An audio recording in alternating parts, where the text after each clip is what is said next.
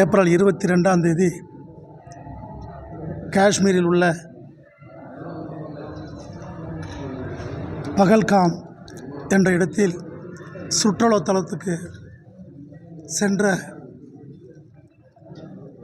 அப்பாவி இந்துக்களை பாகிஸ்தான் தீவிரவாதிகளால் சுட்டு கொல்லப்பட்டது நாடே அதிர்ச்சி உள்ளாகியுள்ளது. இந்த நிகழ்ச்சியை கண்டிக்கின்ற வகையில் இந்தியாவுடைய பாரத பிரதமர்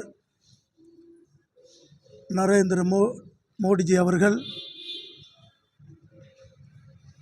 தக்க பதிலடி கொடுக்கின்ற வகையிலும் பாதிக்கப்பட்ட மக்களுக்கு நியாயம் வழங்கிடவும் பல்வேறு யுத்திகளை எடுத்துள்ளார். அந்த வகையில் கண்டிக்கின்ற வகையில் நாடு தழுவிய போராட்டங்களையும் தமிழ்நாட்டில் உள்ள பாரதிய ஜனதா கட்சியினுடைய தலைநகரங்களில் ஆங்காங்கே இந்த சட்டவிரோதமான யுத்திகளை முறியடிக்க நாங்கள் எல்லாம் ஒன்று கூடி இன்றைக்கி அந்த கொடூரமான நிகழ்ச்சிக்கு நீதி வழங்கிட நாங்கள் எல்லாம் பெரிய பெரிய ஆர்ப்பாட்டங்கள் செய்து உள்ளோம். குறிப்பாக பாகிஸ்தான், பங்களாதேஷ் இவர்களெல்லாம் பிழைப்பதற்கும் தொழில் செய்வதற்கும் இங்கே பாஸ்போர்ட் மூலியமாக வாழ்ந்து கொண்டிருக்கிறார்கள். அவர்களையெல்லாம் இந்த நாட்டிலிருந்து அப்புறப்படுத்த வேண்டும், வெளியேற்ற வேண்டும்.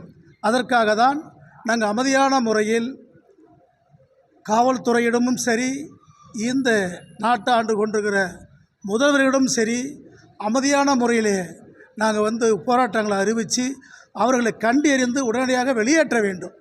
அப்படி வெளியேற்றினால் மட்டுமே தான் நம்முடைய இந்துக்களுடைய உரிமையை நம்ம நிலைநாட்ட முடியும்.